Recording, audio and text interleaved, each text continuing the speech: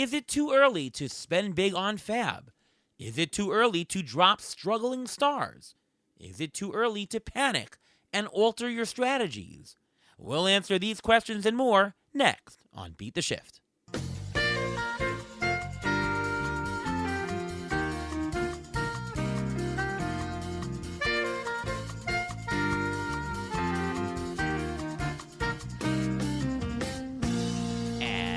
And welcome to another episode of the Beat the Shift podcast. I am your host, Ariel Cohen, and with me as always is Ruvain Guy. What's going on, Ruvain?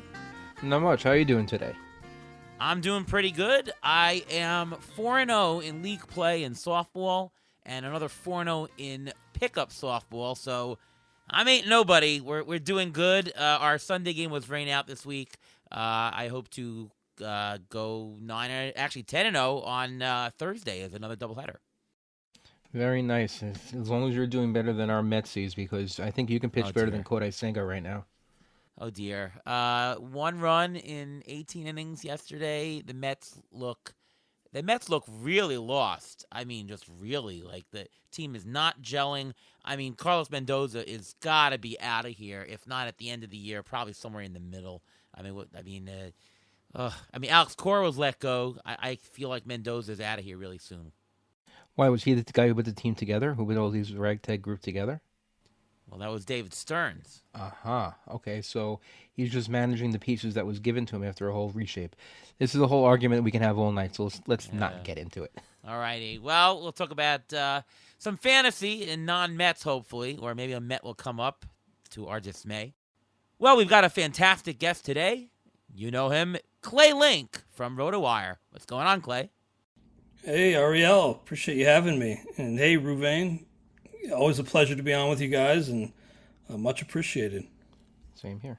And you're doing pretty good in our Tout Wars League. You're 7-1 in second place, other than Mr. Sky Dombrowski, who's really running away with it right now. Yeah, doing okay. Second place, but I'm only, I think, fifth or maybe sixth out of 12 teams in points. So trying to keep my head down and keep grinding, because as you know, Ariel is a multi-time champion. It's not just about, having a good team and getting there to the postseason, but maintaining one of the best teams throughout the playoffs and to the very final weeks of the season. So a long way to go still. Absolutely. Yep. But we are in the season 1 month, and it's time to ask some questions about, is it too early to do things? And today's episode is it too early? So we're going to ask a bunch of questions on strategy of, is it too early to do a certain thing? So let's talk. So, Clay, the obvious question, and I think it's an easy one, but is it too early to give up on winning if you're currently in last place? Yes, it is too early to give up. Are you kidding? I get that a month of poor play from your team can be deflating, distressing, but you owe it to yourself to keep going and keep putting your best foot forward. Speaking from experience, I know, like, in the past, I've had some teams that have just been in the gutter throughout April, and I've kind of shifted my attention away from them, but then they surge in June or July, and I just think, oh man, if I'd just put the effort in and really kept this team in tip-top shape early, who knows how good this team could have been, how high it could have risen up the standings. So you owe it to yourself after all the off-season prep. You owe it to your teammates to keep trying. So I know, like, in this world where everything is so narrow-focused and immediate gratification, the 1 month could seem like forever, but still 5 months to go, and a lot can change in 5 months. So just keep putting your best lineup out there and see what happens. All right, Ruvain? Yeah, I totally agree. It's way too early to say anything at this point. I mean, the categories fluctuate so much this early in the season that you can be in last place now and be in the middle of the pack in like a week or two from now. In the league we're in, Ariel, I was in first place for 2 weeks, and now I'm already in like 8th or 9th. So things can fluctuate very easy. It's still so early in the season that the obstacles that you're getting ready, whether it's injury, whether it's poor performance, they still can be overcome because it is a 6-month season. It's not only just a 1-month season. No, it's not too early. I'm sorry, it is too early to give up so early. I mean, I've had teams that have started in last place like this by this time and have managed to make the postseason, or have managed to even win. But Clay, is it too early to punt specific roto categories if you are in roto? That one's a little tougher. I would say it is still probably too early. Um, Maybe you sit down and take a hard look, and you do decide that, oh man, I'm so far buried in this one category. Maybe I should. Maybe it's saves or steals or something like that. But if you're playing a roto league, I think you should at least try to climb up and gain some standings points. Um, I'm curious to hear what you guys have to say, but I would lean that yes, it is still too early. Um, because if you're gonna win, you probably are not going to be punting any category. Maybe you could do it punting one, but I would ideally try to find a way to make up some ground and maybe make a trade, maybe make a big splash on the waiver wire. I would be reluctant at this point to punt. I would say July, August, September, you can start making those calls, but I think punting now might be a little short sighted. Move it. I actually think that there's one category you probably can punt at this point, and that would be saves. I mean, look at all the closers. We were talking about this pre-show, but look at all the closers who are injured. Edwin Diaz, Johan Duran, Raciel Iglesias, just to name a few, or Jeff Hoffman losing a job that you thought was secure. All with all those closers out, if you're in an NFBC league and the waiver wire is so barren, where are you getting closers to replace these guys? It's going to be very hard to. Most of the replacements have already been picked up already if you haven't gotten them already, and even those guys are not locks to get saves for any stretch of the mind. So if any category you're going to punt at this point, I think saves would be the only one, just because there's so few out there right now, so few reliable ones out there, and it's just so hard to predict what the manager's going to think from game to game. Okay. So I mean, it really is context dependent on your league. If you are in a league where, I don't know, if you had, for example, the top stolen base guys just got injured for you, and there's really no hope of getting that kind of production off the waiver wire, yeah, I would consider punting a certain specific category. I think that at a month, the probability of that happening is still low. I don't look for it, but you could have a context, especially in a deeper league where the waiver wire is completely barren for saves or steals or so. Yeah, I would actually consider that at a certain point. Again, it would have to be a special situation, but in general, no. If you're low-ish in a statistic, no. But if you're like dead last in a statistic and there's no hope, yeah, you have to at some point cut it, and it could be that early. How about this one, Clay? Is it too early to make a big trade? No, not at all. I think now is a reasonable time to make trades. I just personally in my leagues, I've found myself to be a little reluctant to trading. I've worked out some deals, but it feels like it's hard for anybody, for both sides to be really happy about a deal. But if you sit down and you do your evaluations and you feel confident that a trade can help your specific team, even if maybe in a vacuum you're losing out on a little bit of value, I think it can make sense. I just getting two sides to agree this early is can be trouble. It can be difficult. But if you're confident that you can better your team, even if it's not a net positive in a vacuum, I think you can make a deal. I mean, Ian Kahn and Fred Zinke would tell you you could make a trade literally the moment the draft ends. So, True.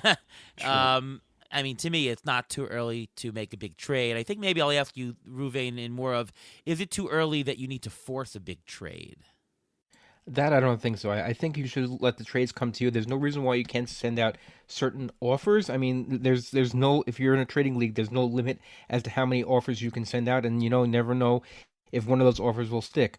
I don't think it's if you see you're low in a category and you're seeing you're high in another category, that's great. But look at all the injuries that are out there. Look at all the players who are underperforming. It's so hard to replace what you may trade away. So you may want to consider what you're going to trade away, and just look in the long run, and see, make sure that you don't trade away something that you have excess of now that you may have minimal of later. All right, Clay, is it too early to spend considerable fab on a key player? So, I don't like spending that much fab early. So, it depends. I usually, with hitters, you know, uh, just to replace, talking 20 out of 1,000, 40 out of 1,000, maybe 50 out of 1,000, maybe really special player 70. A closer, yeah, if you just lost a closer, spending 150 is not insane. But I saw some people spend, 300, $400 on J.R. Ritchie or somebody. Is it too early in your estimation to spend that kind of considerable fab on a player? Personally, I don't think it's too early. And in fact, just last night I spent big on Peyton Tolley. Totally the other one this week that went. Yeah, I don't know if I'd get your stamp of approval on this, Ariel, but I spent 377. So, and that was in the main event. So I got my guy, but it was a hefty expenditure to acquire Peyton Tolley. But I had in my draft, I'd waited until around, I think, 7 to take a starting pitcher. I'd waited to kind of an unconventional approach to my draft in the main event, and took Wheeler, and then I took Wheeler, and then who am I forgetting here? Sorry, one second. And Wheeler looked okay, by the way. Schlittler. Schlittler, Of okay. course. Schlittler's been a huge piece for me.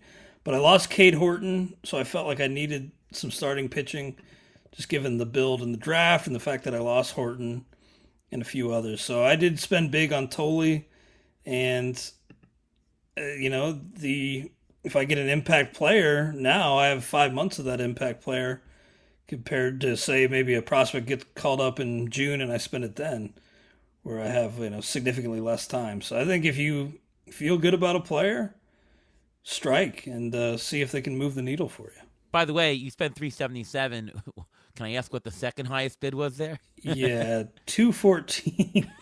So Okay. I overspent by quite a bit. But Okay. Yeah. it's an inexact science, and we'll see if it's truly a big overspend, or if he actually helps my team. Well, I'm sort of on the opposite of that. I like to hold on to my fab for as long as I can, but if you're really far behind, I don't see a reason why you can't spend it now. Because if you're really far behind in a league and you think that one of these players will actually contribute right away to your team, there's no reason in actually spending the fab. Because if you remain far behind, and what are you going to spend the fab on later in the season? You're going to be so far behind already. It's not going to help at all. So sometimes spending the excess amount now is not necessarily a bad thing. I don't do it myself, but I can see in a situation where I may have to do that in some point. Obviously, if you have injuries and if you're down, you're going to have to spend more to get out of it. Especially if the position. If your first and third and corner will bow out because of injury, I mean, you need to get that corner who's going to go for a lot of fab. It just dictates it. The other thing I'd say is, I think it's not just about the dollar amount. It's about being in the middle of the pack. Like, if you've got $950 and you see the middle of the pack, before you spend that week is 600, like spending 300 just gets you to the middle of the pack. Right? You're still going to have the same purchasing power as everybody else the rest of the way. Right? If you're making a big bid to get you into that, okay, well, everybody has already made their bids already. You're going to keep your purchasing power. Well, I'm sorry, you're going to give up your high purchasing power, but at least you're going to still have as much purchasing power as everybody else. So I think that it's not just about the dollar amount. I think it's about your relative standing. Certainly, I think that if everybody has 900 and I have 500, spending that extra 300, that's going to cripple you for the rest of the year. I mean, that's not good. But look at what the other fab amounts in your league are, and just try to be mid-pack. I shouldn't say you should try to be mid-pack. I should say that if the result of your fab is going to keep you at a mid-pack pace, it's totally fine.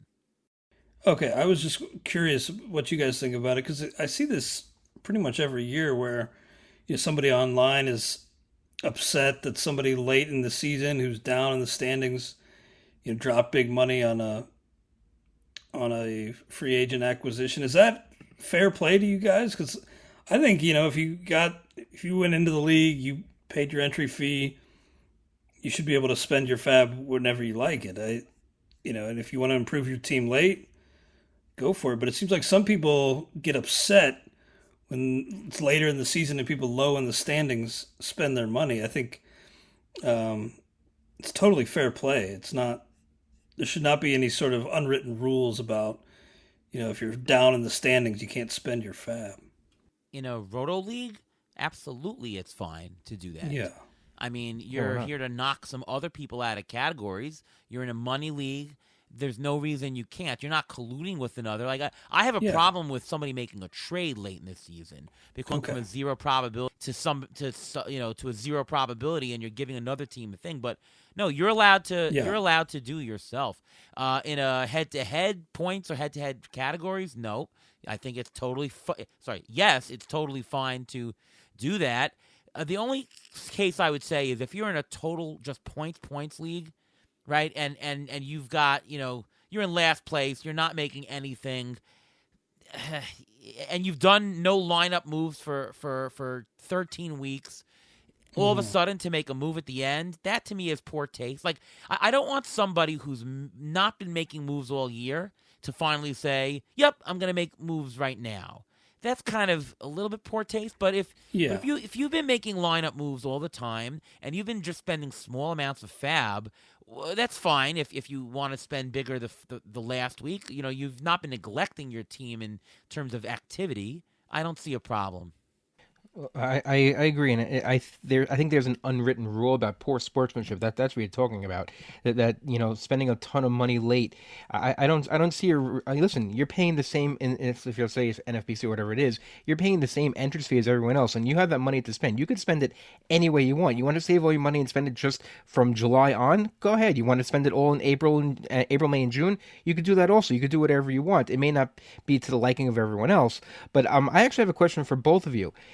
So many catchers get injured. Is there too much to spend on the backup catchers? Because, every week another two catchers go out. Should you spend more than, let's say, $1,000 budget? Are you going to spend more than $15 on a backup catcher or something like that? With upside, yeah. With no upside, no. With the player pool the way it is, Clay, what do you think? Well, I did spend only 5 out of 1,000 this week in Tout Wars to replace JT Realmuto. I got Luis Campusano. So, and I think in another league before Dalton Rushing had this big run, I grabbed him to replace Gabby Moreno. I usually find somebody that I'm willing to take a chance on, but there have been instances over the years where it's just like, I'll just take a 0. I'll just keep my injured guy in the lineup because the pool is so bad. But I think typically there's somebody there, but I've rarely spent up big for a backup catcher. Yeah, I mean, if you're 2 months into the season and your catcher gets injured and you're just looking for somebody in there, I mean, I'd spend $3-4 out of 1,000. If you see a catcher is red hot and I got to get somebody, it's a little bit more. You can spend a little bit, but no, I'm not spending big dollars on a position that's not going to produce traditionally. Yeah, right. Okay. Let's talk about dropping players, and I'll even mention a specific example. But, Clay, is it too early? We're talking about a non-IL league. Obviously, if your league has IL spots, you wouldn't. Or maybe your IL is too crowded, and you only have 3 IL spots, and you've got 5 injured players, and you got to cut somebody.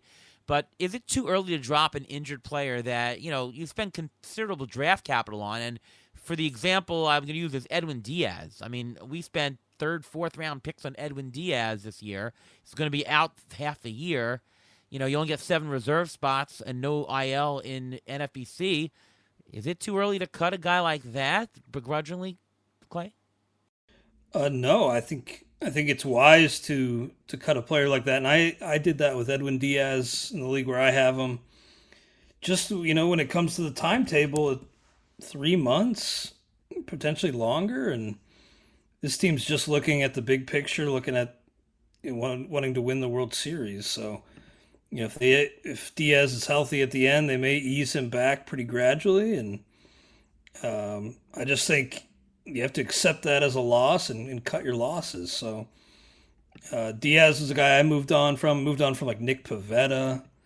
So like everybody else out there, I've been hit by injuries. But if an injury extends to like 3 months, I think that's kind of a point where you say, all right, I'm moving on. If you have no other stashes, maybe, but I think you're just kind of holding on to a sunk cost at that point. Might as well just churn, and if you keep the churn going, you'll probably end up with a pretty decent player eventually. So I think you churn that spot and you move on. Yeah, I mean, I think the rule that I have is if nobody is going to pick up Edwin Diaz next week for $1 out of 1,000, why should you hold him on your roster? But I also think it's roster dependent. I mean, if you don't, your team is miraculous, you don't have any injuries, and you can stash them. I don't see a reason why not. Like, all right, we were discussing this about what we're doing for a FAAB. We have Diaz all over the place. There's one league we've kept him, and one league we dropped him. The league we dropped him, we needed the spot. The one we didn't drop him, we actually had a little space to wiggle, so we didn't do that. But I mean, if you look at NFBC right now, Edwin Diaz is 45% owned in all over NFBC. 45%. That means half the people think that he's not going to be picked up next week. He's not worth having on the roster, and it's better to have that other spot. But at the same point, there are still, I don't know how, but there are 9 people still playing him. So, there's some people not even paying attention. So, I would say probably it's closer to about 60% of people who knew about it would actually drop him. Are you going to get anything for him? Is someone going to pick him up? Could you pick him up in a month or so if your injuries clear up? Fine, you could do that. I mean, a couple of years ago, Ariel, me and you, we had Noah Syndergaard on our roster for how long after he had his lat injury?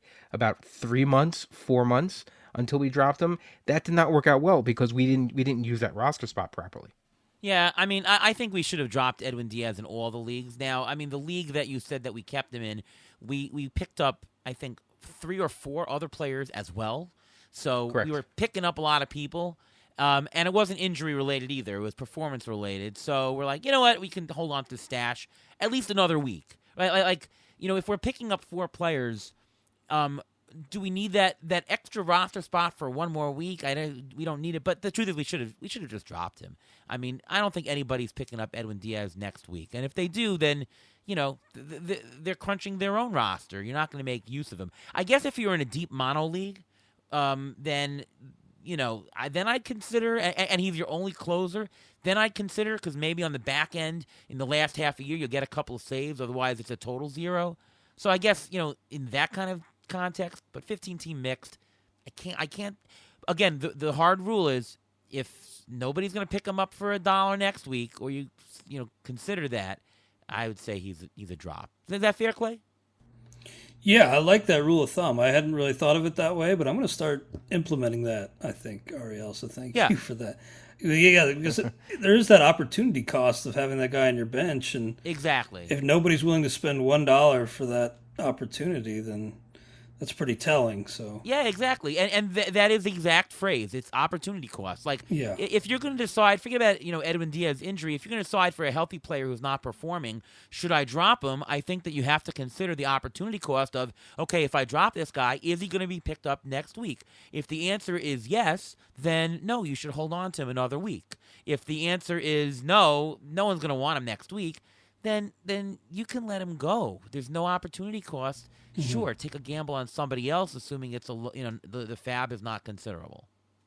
So if we talk about injured Edwin Diaz, what about a pitcher like Roki Sasaki or a player like Nolan Schunel, who's a lower down guy, but he's not really performing where he should, or a Kyle Manzardo who's been dropped all over the place? Also, people had high expectations. Are you dropping those guys, or are you holding on to them? What do you think, Clay? Well, like, for example, Brian Abreu, who just lit my ratios on fire, I had to just drop him. I think generally, if you took the chance on the guy in the draft, there was something you liked, you saw something in the profile that you were confident in, you may want to bench him and not drop him outright, but there's also the chance that you just kind of determined that you were maybe mistaken in your valuation. So it's always good to be able to admit that you were wrong, and it's always okay to change your opinion with new information. So dependent, I think, with like I know that Rafael Devers was on the list for later. Like if you have Devers, his track record is such that you're going to hold on to him and probably still keep starting him. But lesser players without that track record who maybe are showing some holes in their swing, I think you can move on. Just know that this 1 month sample isn't really enough of a sample to gain any really real meaningful conclusions. It's small samples can lie to you, and in 1 month in baseball is still a pretty small sample. Oh, I mean, this question is very context and it's specific player dependent, Ruvain. Yeah. I mean, Edwin Diaz is a different question because that's just general injury and he ain't going to be playing for X time. You could have asked the same question on Spencer Torkelson. I had Spencer Torkelson in labor and I wasn't dropping him. I know he was batting 115 for the first 3 weeks, but like, no. This guy's going to get on. These guys going to get there and hit 5 homers this week. So, it's really player dependent. Michael Bush was a guy who I was thinking about not dropping, but just benching. Then he hit a couple homers and finally started to turn it around. So patience does pay off in a lot of cases. Yeah. And we'll talk some hot and cold players as well, and we'll decide what to do a little bit later in this program as usual. Okay, is it too early to sit high-valued players that aren't performing? So I know I guess there's a line, right? I mean, you just talked about, Devers, you're just going to play anyways, and obviously there's a line and it's league context dependent, but I'm guessing there's no, the general answer is it's context dependent, but yes, at a certain point, if there's high-valued players that aren't performing 2 months into the season, you're going to first bench, then you're going to drop later on. If there's guys who are really high up after a month, you're going to play no matter what. I mean, I'm playing Ketel Marte, even though he's not doing much now, if I don't suspect injury, right? You agree, Clay? Yeah, I think that's well put. I mean, I think you have to have a bit of, stubbornness and hard-headedness that it's going to work out eventually. So you just got to kind of stick to your guns with a lot of players. And you're right, there's a line where it's like, okay, then they start to become more fringe and you can maybe have less of a leash. But I think generally you stick to your preseason valuations and ride it out for better or worse until, we're a little bit deeper into the season. I think for the most part, those high-valued players, they're probably going to turn it around eventually, and that's why they play 162, of course. I think you have to stick to your guns unless it's a player that you really have grown to dislike for whatever reason. I think you should probably just stay put, keep them in your lineup, and hope for the best. I know that's not what a lot of people want to hear with a struggling player, but it's just how it is. But I happen to agree with you 100%. Listen, if you put so much draft capital in certain players, you're going to either live with them or you're going to die with them, one or the other. I mean, that's just the way it is. So if you have them, some of them you just got to play. But there comes a point when you're like, okay, you know what? They're not breaking out of it. Maybe there's something physically wrong. Maybe there's something they're doing something. Maybe they're moving. Their swing is, like you said, find a hole in their swing or something like that, or something's just not right with the player. Rafael Devers, I think it's in his head. I mentioned Rafael Devers. I'm gonna bring him up again. I think there's something in his head, and he just doesn't seem himself right now. And we can say the same thing with Francisco Lindor before he got hurt. Were you gonna continue to play him? He wasn't doing anything. He had like 1 home run and 1 RBI for the first 3.5 weeks of the season. Those 3.5 weeks of the season, you have to play him. It's the first 3 weeks of the season. 4th week, 5th week, if he's still doing that, then you have to start to question. Maybe he should be sat for a week or two until he comes out of it, because will they come out of it? Is there something lingering? Is there an injury we don't know about or something like that? So, I have no issue benching people pretty quickly. So, it's just the fact that I want someone who I'd rather have a hot guy who has no name in the lineup than a known name doing nothing in my lineup. I mean, it's also the opportunity cost of you've got a guy on your bench right now that's stolen a zillion bases. So, let's say a guy like Nasim Nunez, who's like 10 steals. And, he's hard to play in general because he's batting like 200, but he's got 10 steals. And in Roto, that matters. If you're in a head-to-head categories league, and the guy can win you the category for the week. So at some point you say, you know what? I have such a hot player. I got to play him over a struggling star just because I need that category help immediately. And of course, next week if my stars turned it on, sure, I'll go right back. What's the harm in sitting a hot player, sitting a cold star for a hot player right now for 1 week, right? There's not a lot of lost opportunity costs for 1 week. So it's not just about the question of sitting the cold superstar. It's about, do you have another guy to put in to fill in that spot? That you're not just, rotating some, fringe guy on the waiver wire to stick in, that it's actually, somebody hot who, okay, he can do something. Clay, we've asked this question to a couple of guests before, and I want your take, but you mentioned that you're a month into the season, you're still using preseason projections. You don't want to change your mind of, 4 months of research for just 4 weeks of play. Mm-hmm. But obviously, as you go into the whole season, at some point, you're going to trust year-to-date 2026 stats more. Obviously, certain players, if you see something that's something legit, you'll switch on it earlier, yay or nay, up or down, right, hot or cold.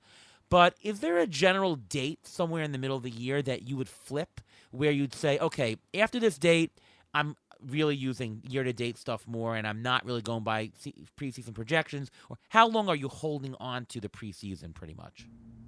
Oh, that's a really good question. I would say probably around the halfway point because, look, projections are never going to hit it right on the head, of course. That's not how projections work, but they offer a great baseline expectation for players, and I think you can sober yourself by looking at those and kind of ground yourself a little bit, just because we're all such prisoners of the moment. And I think those preseason projections, ATC, of course, and others are super valuable into the season. I think eventually you do start to say, okay, well, maybe that baseline expectation has changed because of what we've seen so far this season. But I think at this point it's too early to say that those skills have changed. There's been a big, alteration to the player's skill set or whatever. I think since we are such prisoners of the moment, it is good to ground yourself and kind of remind yourself of preseason expectations. But around the midway point, then you can say, okay, 3 months, maybe that is enough of a sample to say there is a change to the baseline here. So very roughly, I'd say about halfway through the season. What do you think? A little bit earlier for me, I think more 6 to 8 weeks. Okay. I think by Memorial Day, I think that I'm looking more at season to date. Obviously, there are rest of season projections. And by the way, people have been asking me when are ATC rest of season projections really in swing. So right now, the ATC rest of season projections uses ATC preseason rates. It updates it daily for playing time. But in about a week from now, it's about 5 weeks into the season, I then turn on the rest of the season model, and I will incorporate more of the updated rest of the season projections and new 2026 data. But for me, it's 6 to 8 weeks where I stop going to my preseason rankings and preseason projections saying, okay, here's my list. I'll then start looking more at what's going on, in current. Yeah, I'm a little quicker. I think this is like the last week you can look at it because a lot of trends are going to be out there already. You get a certain amount of bats, 60 to 75 at bats is a good sample size. 30 to 45 innings for me is a good sample size. So I think that's happening right about now. So I think that's the sweet point for me. Just to amend, there are certain statistics that stabilize quicker, strikeout rates, walk rates, stuff like that. So, that you should be a little bit quicker to look at. K-minus BB for pitchers, you can look at that a lot quicker than some of the, home runs for players. If you looked at Spencer Torkelson 4 weeks, you'd say, no way. But, now with 5 home runs in the last week, now he looks like a regularly scheduled guy. Oh, by the way, there was on Twitter today, somebody is like, ATC projections suck so far. You had Tatis at 29 homers, and he's hit 0 so far. So your projections suck.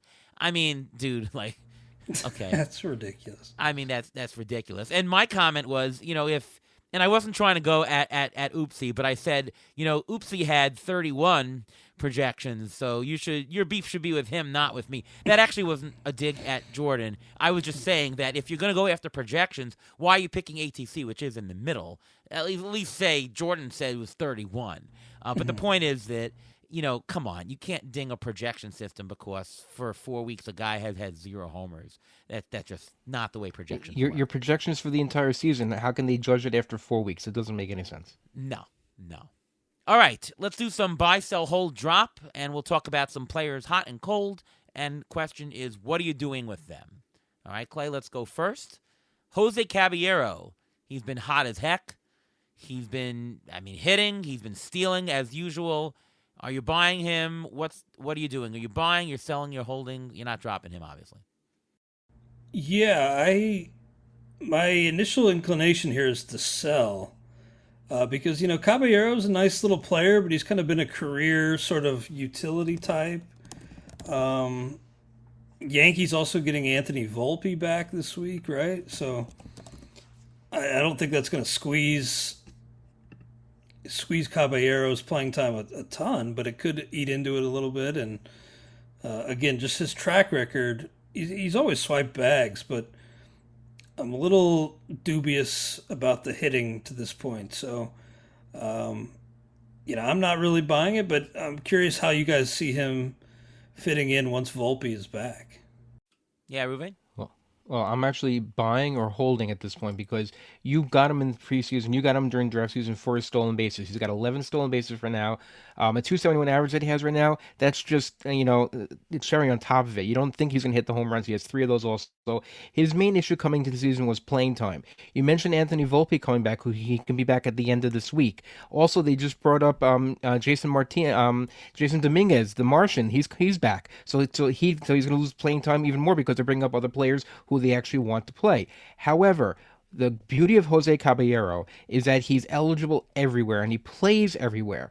Instead of playing short, they can just slide him over at third because right now Ryan McMahon is batting 177 with 2 home runs. You're not getting anything besides, I guess, okay defense from him, and that's it. I think if the Yankees want more offense, want to keep the offense there, they're just going to slide Caballero over there. Ryan McMahon will lose playing time, and the issue of playing time for Caballero is not even an issue. So I think he's a buy.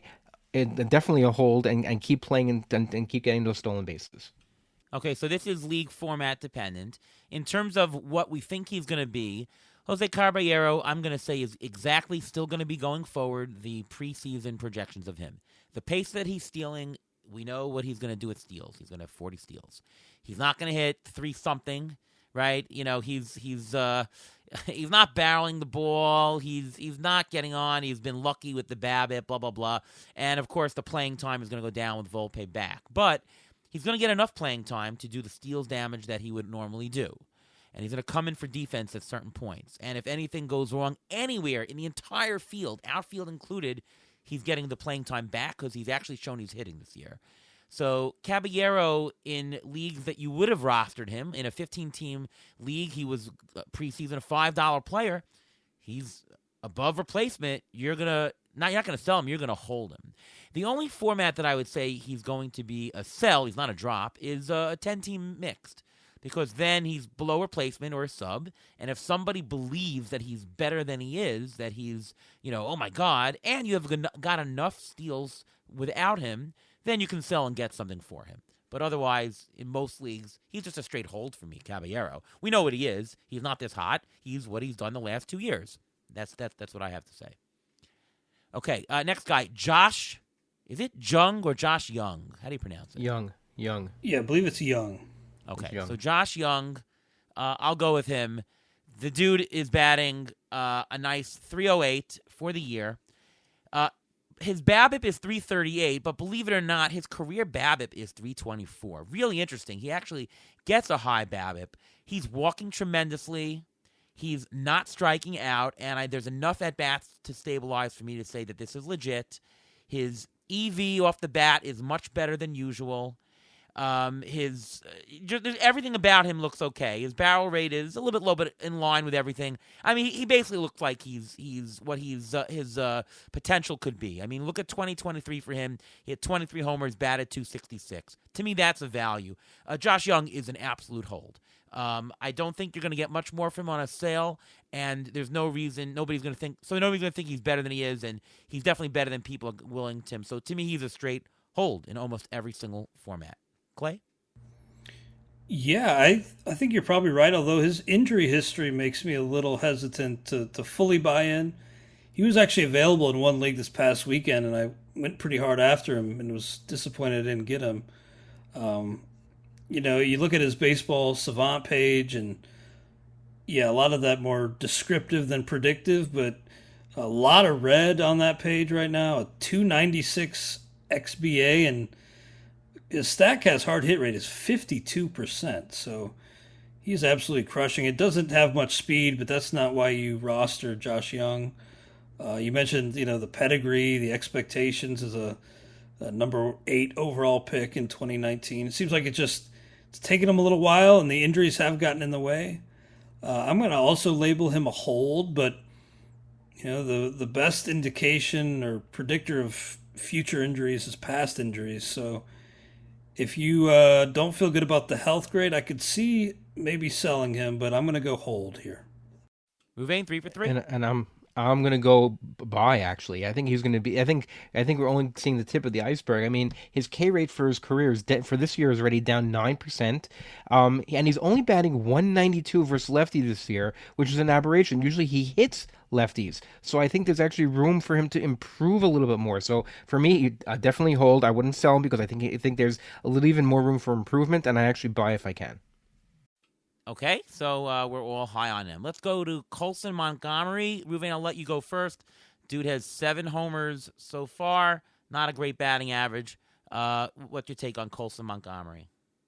He's a little interesting to me. Last year he had a combined 32 home runs in the minors and majors. He's got 7 so far this year, but he's also got a 30% K rate, which isn't great. Last year in the majors, he had 21 homers in 71 games. He bats .224. His homer to fly ball rate is the same as it was last year. So he is what we paid for him. We know we're going to get. We're probably going to get about 20 to 25 home runs, maybe with a 220, 225, 230 average. I guess he's a hold. If someone's very high in him, I guess I'd sell him, but I don't think I'm going to go buy him unless I really need the power somewhere. If my team is power hungry, then I guess I'll deal with that average and get that power. Okay. What about you, Clay? Well, he's kind of an anomaly because I thought those Ks would just make it very difficult for him to have success at the big league level. Providing a ton of power, I just think, and actually since the All-Star break last year, I think he's like top 5 or something in home runs. Don't quote me on that. I was looking for confirmation, but something like that, yeah. Something like that.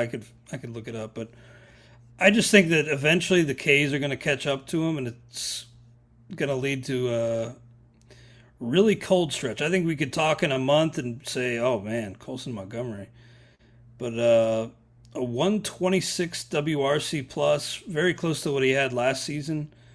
In his major league career, 28 home runs now. And that's just in 99 games. But I just think if you look at baseball and how things tend to go, the Ks can be really tough to overcome. It's not an absolute deal breaker in some cases, but I think he's going to hit a cold stretch that kind of changes everybody's opinion of him before long. So count me as a sell on Colson Montgomery. Yeah, sell also. Strikeout rate, he's just going to, just going to hit 200, 220, and who knows if the power will stay.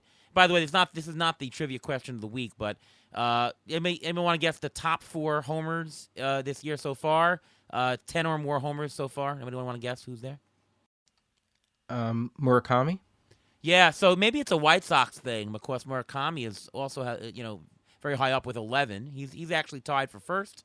Clay, any guesses as to the? I know Yordan Alvarez because I have him in a couple of leagues. He's number been one. Fantastic. Yep, 11 homers also. 2 players have 10 homers. Any guesses?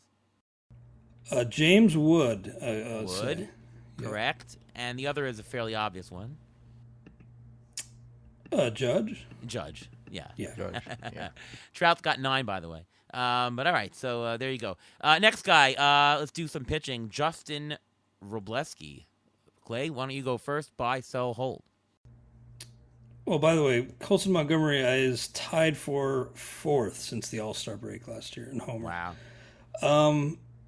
Robleski, and another guy that I don't know how he's getting it done like this because the Ks are so low. Kind of, the pitching, the pitching equivalent of Montgomery, where he just doesn't have the Ks to succeed. I don't think at this level. I mean, I think that's pretty obvious with a 1.50 ERA, 0.97 WHIP. I was shocked that he went into Colorado and did what he did, 7 innings, one earned run. But he has a couple 4-walk outings on his ledger already. And again, just 15 Ks in 30 innings. So even though it's the Dodgers, they seem to have the magic touch. They provide a ton of run support. I just can't see him holding up anywhere near this level of performance. So that's going to be a sell for me. Ruvain? I totally agree. I think this is a sell here. His strand rate is 83%, which is very high. His fly ball rate is up, and he hasn't given up any home runs yet this year. He gave up 6 in 66 innings last year, so I think that's a little fluky. He's using his fastball and slider more and his sinker less, so maybe the pitching mix that he's doing is helping a little bit, but the Dodgers are also using a 6-man rotation, so you're not going to get many 2-start weeks out of him. So he's a guy that use his gaudy numbers to try to sell him and try to get something for him. As fastball velocity is down from previous years. By the way, the fact that he's not giving up a homer this year, that for you sabermetric guys, that means that there's going to be a giant difference between his FIP and xFIP. His xFIP is 5.0. His FIP is closer to 3.0. So it's a 2-run difference only because of the luck of the homers. That won't keep up. This is sell all the way. No question. All right, Ruben, we'll go to you first. Will Warren. So he is one of the Yankees pitchers out there. I actually just picked him up in one of the leagues we're in. I think I picked up in GDD. He's having a great start to the season. His K rate is slightly up. His walk rate is slightly down. His strand rate is a little bit high now, but even though I bought him in one league, if I'm able to sell him, I would 100% sell because the Yankees have 2 other starting pitchers coming back. Garrett Cole and Rodon. They're both going to be coming back, and I think Will Warren is going to be one of the people who are going to be out of the rotation and into the bullpen, so his value is not going to be that high. So if you can get someone to take him now and get the starts out of him, that's great. And if you want to use him as much as you can now as possible, but otherwise, I think he's a hold for now, sell, and maybe even drop later just because his value may drop. Okay, Clay, any take? Yeah, I think he's going to be a hold for me because the underlying numbers. Honestly, expected a sizable gap between his actual ERA and the estimators, like Robleski. But actually, the FIP and xFIP suggest he's pitched. He's pretty deserving of his 2.59 ERA so far. Now his 3 wins so far this season, I think. Looking at the game log, home against Miami, home against KC, then at Houston. Not exactly world beaters so far this year that he's picked up his wins against. And I think Ruvain made a good point that Rodon and Cole coming back kind of puts him on thin ice. But Weathers, he's never been healthy. He could either get hurt again or pitch his way to the bullpen. So. If you grabbed Warren, it's kind of found money, and I think you sit on that found money for the time being because you're probably not going to get much in the trade. You're not going to drop, so I'm going to hold Warren for now. Yeah, I agree with the hold here. He does show like he's improved slightly. The biggest issue that he had was a high-ish walk rate, and he's cut that almost in half. If those gains are legit and he's able to keep that walk rate, then he is actually legit. And it's a hold so as long as he keeps doing that. He looks like, in terms of giving hard contact, homers, exit velocity, that kind of stuff, he looks pretty much the same as last year. And, he pitched 162 innings of okay-ish ball, mid-4 ERA. But the whip was kind of a killer. So, again, if he's able to hold the walk rate down, then sure. I'd say Yankees are good. You'll get wins out of him. He pitches deep into games. Run with him while you're there, and no one's gonna buy him anyway. So he's a straight hold for me. All right, before we do some of the cold players, it's time for the Injury Gurus trivia of the week. Well, the first cold player that we're going to be talking about is going to be basis of my trivia question for this week. So we're going to be talking about Giancarlo Stanton, the guy who's usually on my injured list most of the time when I talk about injuries. I guess not until now, but he has a calf strain now. But the trivia is, this is Giancarlo Stanton's 17th year in the majors. How many times did Stanton have over 500 at-bats in a season during the course of his career, and when was the last time? Any guesses? That's a good question. And he played for 17 years, you said? This is his seventh. Unbelievable. This is his 17th season in the majors. He came up when he was 19. Well, no, I know, like, fact checking something on our site recently that, or maybe, it was probably like 6 months ago, but Stanton, I believe, has reached 20 homers in 14 of those seasons. But I would say that the number that he's reached 500 plate appearances is probably lower, and maybe quite a bit lower. I would say maybe 9. Is it at bats or plate appearances you're asking? At bat, not plate appearances. Not at bats. Okay. At bats. That does probably, make a difference. Probably less than half. So yeah, if it was 17, I'll go with like just under half. So let's go with. And I guess if you're asking the question, take another one off. So I'll go with 7. Yeah, I'll go with 8. And when do you think the last time he did it? 2018. Okay. Yeah, I would have said like 2019. All right, so he's done it 5 times. Wow. 5 times. Last time in 2021. Bonus question: has he ever had 600 at bats in his career for a season? I'm gonna say yes. You played 17 years. The answer is yes.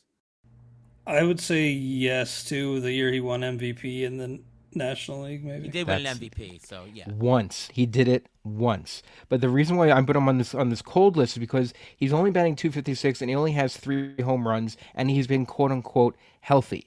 Now he has a calf strain. They said no IL. Now they're saying maybe in most recent that he may go on the IL for this. This is the Yankees we're talking about, so you never get a straight answer from them, so you don't know what's going on. So in his situation, he's a cold player. Are you buying him, buy low? Are you holding him? Are you selling him? What are you going to do? Well, not buying, and probably selling if I can. I don't know if that's really possible right now, but I'm not really a believer. We all heard the story about how he can't open a bag of chips anymore. Can still swing a bat pretty well. Good. What the heck does that mean? Can't open a bag of chips, but he has. It's because what does he have? I can actually explain that. He has lateral epicondylitis and medial epicondylitis in his elbows. So any motion where he's making the Y in the YMCA. So when he's opening the chips, you're doing like that. You're putting pressure on the inside part of your elbows, and if you have any chronic condition there, it causes pain when you do it, and you can't do it, and it hurts. So he can do it, but he can do it with a lot of pain. That's why he has the pain doing that, because he has these chronic elbow issues. Oh, I feel for the guy. But it doesn't affect the swing. It doesn't affect the swing because that's the inner part of the elbow, not the outer part of the elbow. So it's actually the medial epicondylitis. Tennis elbow, right? So no. Tennis elbow is the outside part. It's golfer's elbow, because golfers get that when they swing. The inside part of the elbow hurts, so it's actually called golfer's elbow. Oh, interesting. Yeah, I just know, like, coming into the season, he was optimistic that he could play a full year, but that would have been with regular off days to help him. So I would not be surprised if he ends up on the IL. I just think give him a little bit of time. Like you said, he can still swing a bat, but I think it's probably in the Yankees' best interest to give him some time and give Jason Dominguez a little time to show what he can do. So 3 home runs for Stanton, stolen base, and there's first since 2020. But I think it's going to be tough for him to stay on the field. I know I'm really going on a limb there.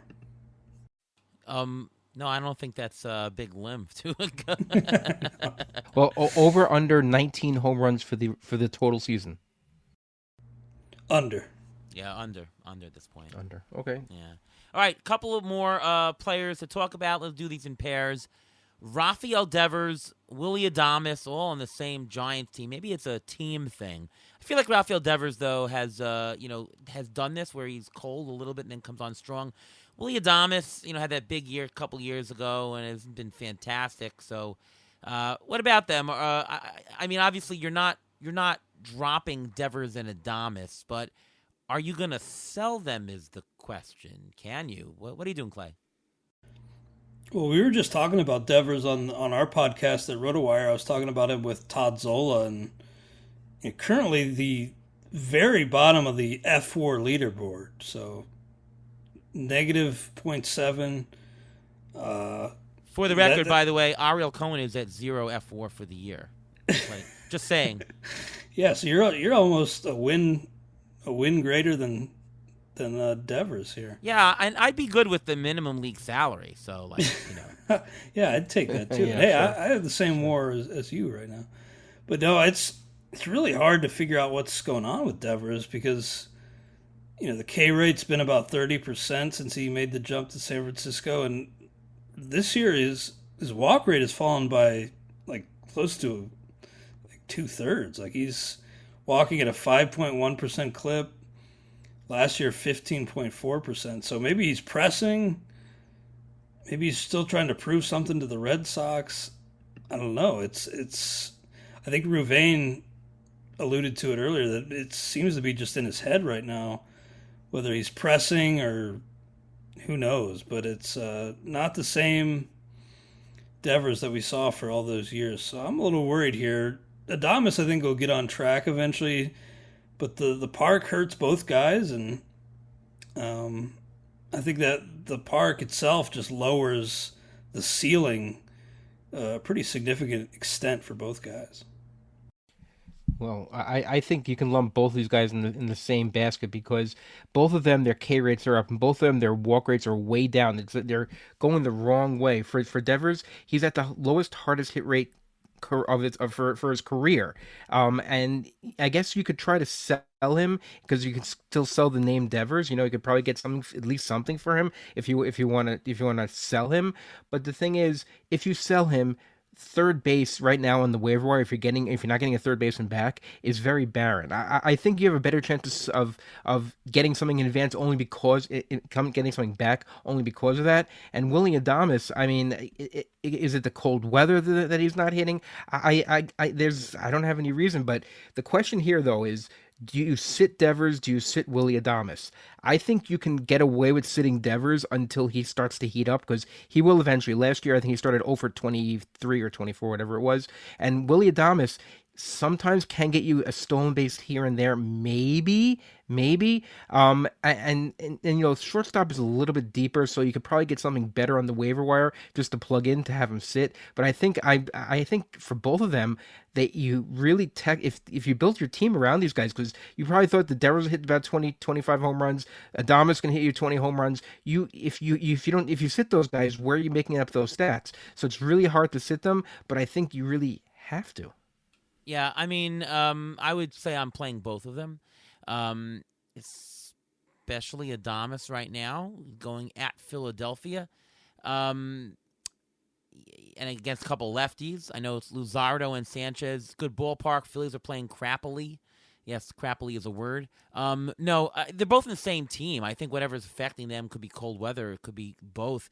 Devers has done this before. Even last year, he had a terrible April, and then he had a very hot May where he had 7 homers. They're not just sells. To me, they're both buys.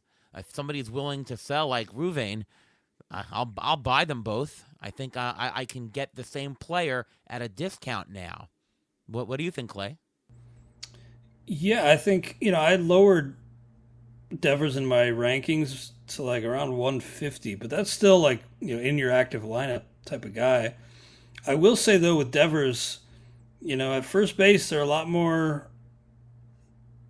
more capable replacements than at his old position at third. So that may be something that changes things. Maybe you got, a good first baseman off the waiver wire. But if you're looking at, like, I don't know, Devers versus Kobe Mayo or somebody like that, like, you got to stick with Devers. And I could see the case to buy.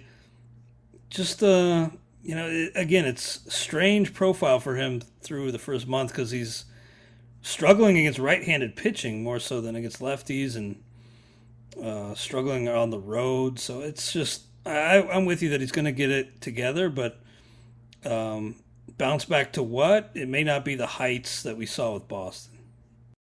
Okay, let's do the next players. We'll do one, actually. Teoscar Hernandez.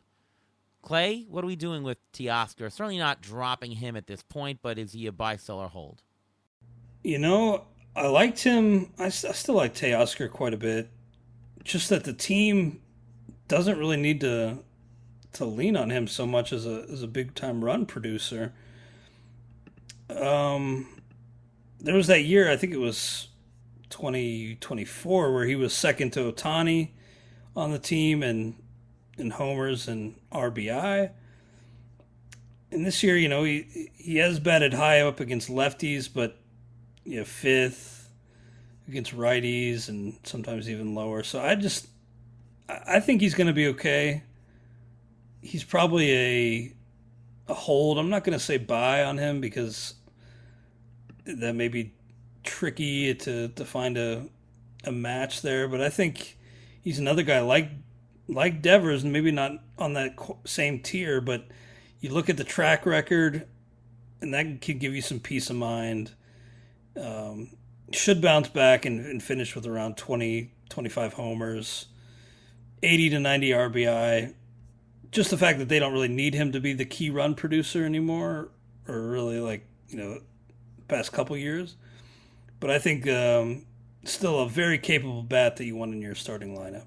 I mean, this is a guy that I'm using preseason projections, which basically it's Teoscar Hernandez, but with an aging curve.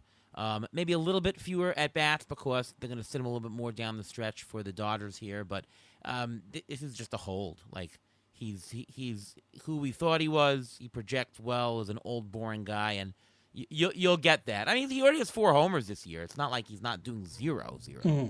He's got more than Tatis, Ruvain, I'm assuming you think he's a hold? He's a hold and maybe even a sell if you can find the buyer, because his average this year is 239, which is near his career low for an entire season.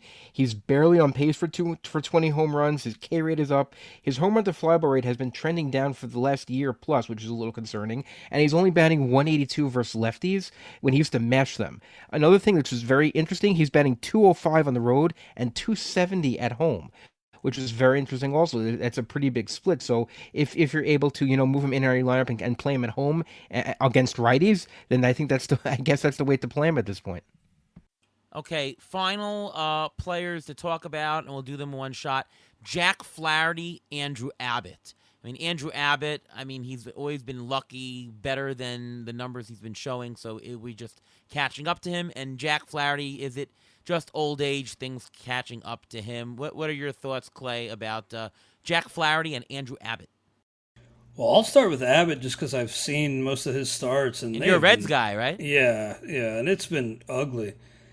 With Hunter Green's injury, he stepped into that ace role, and I thought, hey, he's not an ace, but he's should be capable. And I got to say, Derek Carty seems like was dead on with Abbott, because like you said, we knew he was kind of pitching over his skis for a while, but this kind of regression I did not see coming. But the more I look at him, it's like, the stuff just isn't good. Like, he's got 19 Ks in 28 and 2/3 innings, 13 walks. He's just not fooling anybody.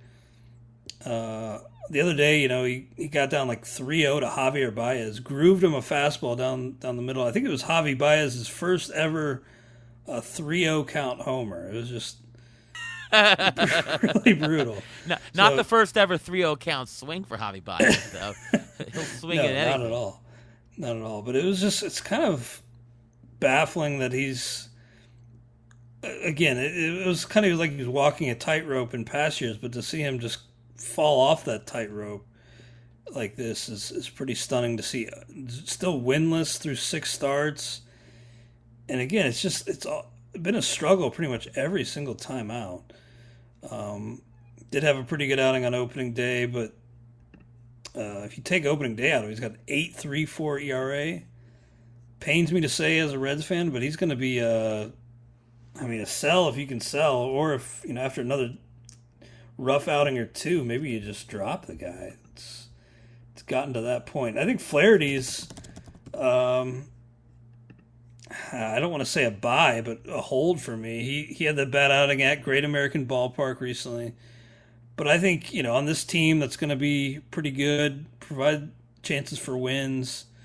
I think he should bounce back, and as long as he gets the walks under control. I had that 6-walk outing, and the walks in particular have been rough for Flaherty. So I'm going to operate under the assumption that he gets his control back in order and bounces back for this Detroit team.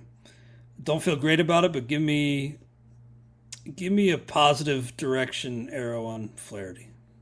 All right, I think Jack Flaherty is a sit for now, but in deeper formats, I'm holding. I think that if you're in shallow formats, 10-team mixed, I think it's a drop. Andrew Abbott is a sell. I don't have confidence in that. I think that his peripherals are catching up to the stuff.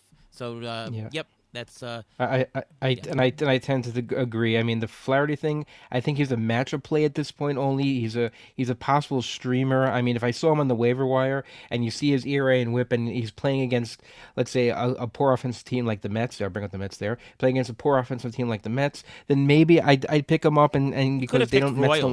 You could have picked Royals. The Royals have a better record, so I can't. So yeah, so I'm gonna. I mean, Flaherty is a streamer. Abbott at this point, I think he's just a straight even drop. His career, and it's only a couple years, but he usually pitches better in the first half of the season than the second. If he's pitching poorly now in the first half, I don't even want to know what's going to happen in the second half. And if you drop him, who's going to pick him up? And if someone else wants to pick him up and get that ungodly 6.59, 1.78. Ratios on their roster, fine. Let them have it. Yeah, in a 10-team mix, Abbott's a straight drop, for sure. But in deeper leagues, you may be able to sell. Whereas Flaherty, I'd probably try to hold a little bit longer just to see what we can get. Right? It's just what do you do with the players? You can either try to get rid of them, try to sell them now, or see if they can turn it around. I've got a better feeling about Flaherty than Abbott. I think, and Clay just mentioned the same thing. So. Yeah, and I'm with you though on Abbott being a drop in a lot of leagues. It's gotten to that point, and very little in the profile that hints at a big turnaround coming. I didn't put this on the sheet, but is Kodai Senga a drop? I think he is almost everywhere now. I did drop him in Tout Wars head-to-head, and I think so, yeah. We had, I think, Sky earlier in the show. He's like, no, he's throwing faster than ever, but unfortunately, I think that in the last 2 weeks I've been kind to him. So, but not only that, who's running to pick him up? If you drop him, there you go. He's not going 5 innings. He's not going to give you that. He's not going to give you a win. I mean, he's walking the ballpark. He always had control issues to begin with. I mean, think he's going to be going to the minors. I think he's going to accept an assignment and go to the minors. He did that once before. Speaking of walking the ballpark, I mean, is Christian Scott going to step in, or I mean, David Peterson was briefly demoted. Christian Scott already started a game. Yeah, but he walked walked like 6, didn't he? 5 and 1 1/3. But yeah, I look at him, Senga and David Peterson. I just wonder like who's going to replace him? Tong maybe. Tong will eventually. They'll bring up Tong at a certain point when they think he's ready. He'll come up sooner rather than later. I think Scott will be up a lot. I mean, they got Sean Manaea, who's pitching like 3 innings every couple of days just to, mop up until he gets a little bit better. The Mets are in shambles. I mean, other than Freddie Peralta, who's looked fine, I mean, the Mets are just absolutely in shambles. The bullpen stinks. Oh, boy. maybe Tobias Myers could... Tobias Myers, he already started a game. Yeah, he started a game as an opener. Yeah. Hold on a second. I'm checking my phone, and what is this? I got a phone call. Mets need a pitcher. What? It's gotten bad. It's gotten bad. Yeah. All right, Ruvain, injury update. We got a lot of them. Go All right, on. I'm gonna throw out a few of them here. First of all, Max Scherzer, I have to mention him because he's a former Met. He went on the IL today actually with forearm tendonitis and left ankle inflammation. He said it's only be a minimal time on the IL, but remember how old he is. He's also got an ERA over 9, so they're not rushing him back. Eric Lauer may fill in. I mean, he was just banished to the bullpen, but we'll see about that. Talking about the Mets, Jorge Polanco is on the IL with a right wrist contusion. He's also been dealing with a nagging Achilles injury all season. Wonderful there. Kirby Yates, if you're thinking about picking up Kirby Yates as a possible closer for the Angels, remember Jordan Romano was DFA'd.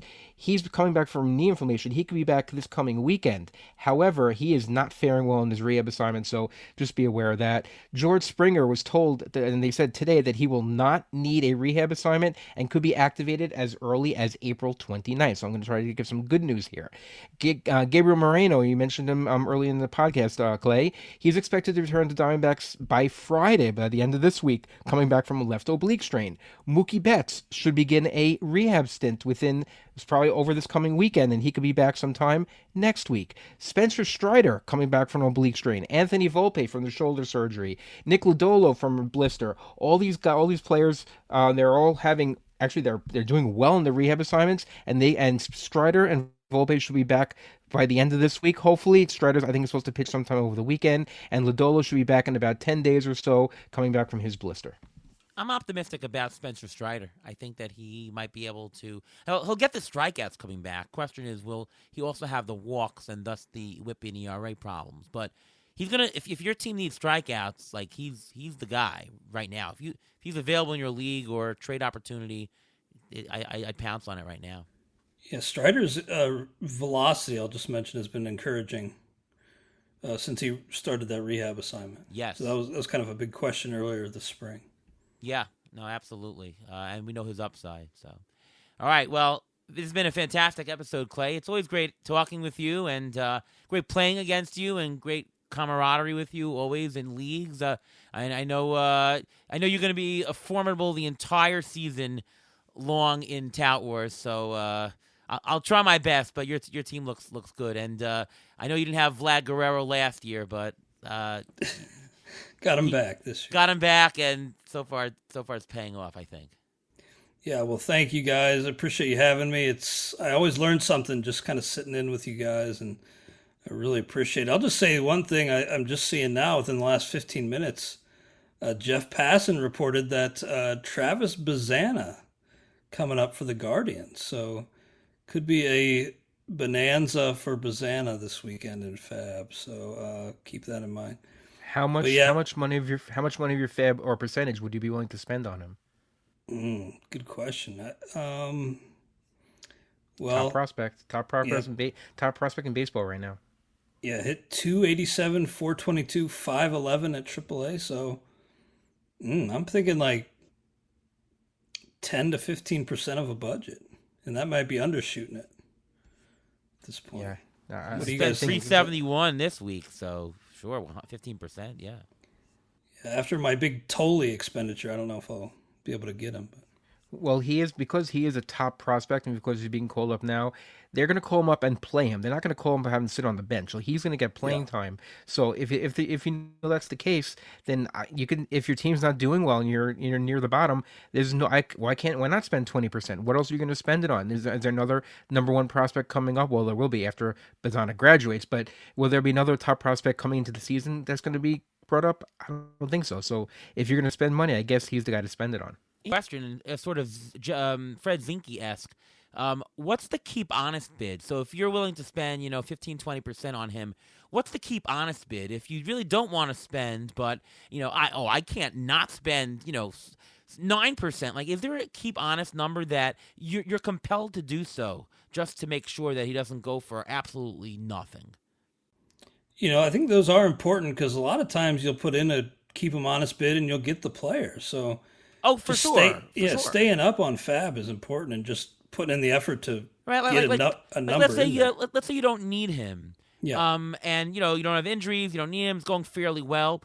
I mean, if you're in FAAB, you got to spend at least $45 at least for him, right? Yeah, I was thinking like 75 out of 1,000. So 7-8%. I'd even go 10% because if you get him and you keep away from someone else, that's just as good as anything, You're playing keep away. I think in a trading league, I'd be willing to go a little bit higher. In a non-trading league, a little bit lower. Because if it's a bust, then, it's a straight bust. But you can capitalize more in a trading league, I think. I think for me, the keep honest bid is something around 4 to 6%. I don't think you're compelled to go 7-9%, but I think you're compelled to go $40-something, I think. And who knows? In some leagues, that might be enough. Yeah. Which, right. could be nice. Yeah, that's the theory, in case somebody doesn't do that. Of course, if you're listening to the show playing in a league with me, just disregard what I just said. Obviously. Obviously. Right. Of course. All right. Well, thanks again, Clay, for coming to the show. Can you just tell everybody where to see your work, read your work, listen to you, and all things Clay Link? Yeah. Again, appreciate you guys having me. And, just give us a shot at RotoWire if you have not yet. I think we provide some of the best content in the industry, our projected starters grid, our prospects, our lineups. Of course, we are proud to host ATC projections at the site now as well. So, and you can find me on Twitter at ClayWLink. And really appreciate you guys letting me, kind of pick your brain a little bit here for this last hour. Absolutely. Ruvain, what about you? You can follow me on Twitter, X at MLB Injury Guru, where I'm tweeting out injury updates as they come, and then the next player up. All right, I'm Ariel Cohen. You can see my stuff over at Fangraphs, Rotographs, Rotoballer. I'm on Twitter at ATCNY, and of course, here on Beat the Shift as you're listening to it. ATC projections rest of season are up, although the rates are still preseason. This will update in about 7 to 10 days or so as we get into May. It's a little bit different in season, a little bit different formulas, and it doesn't quite work the very first month. You don't get as much information. So I sort of started about a month into it. But then that will update fairly regularly until about Labor Day, and then I stop refreshing rates after that. All right, once again, thank you so much to Clay Link for joining our show, and from all of us here at Beat the Shift, we'll see you next time.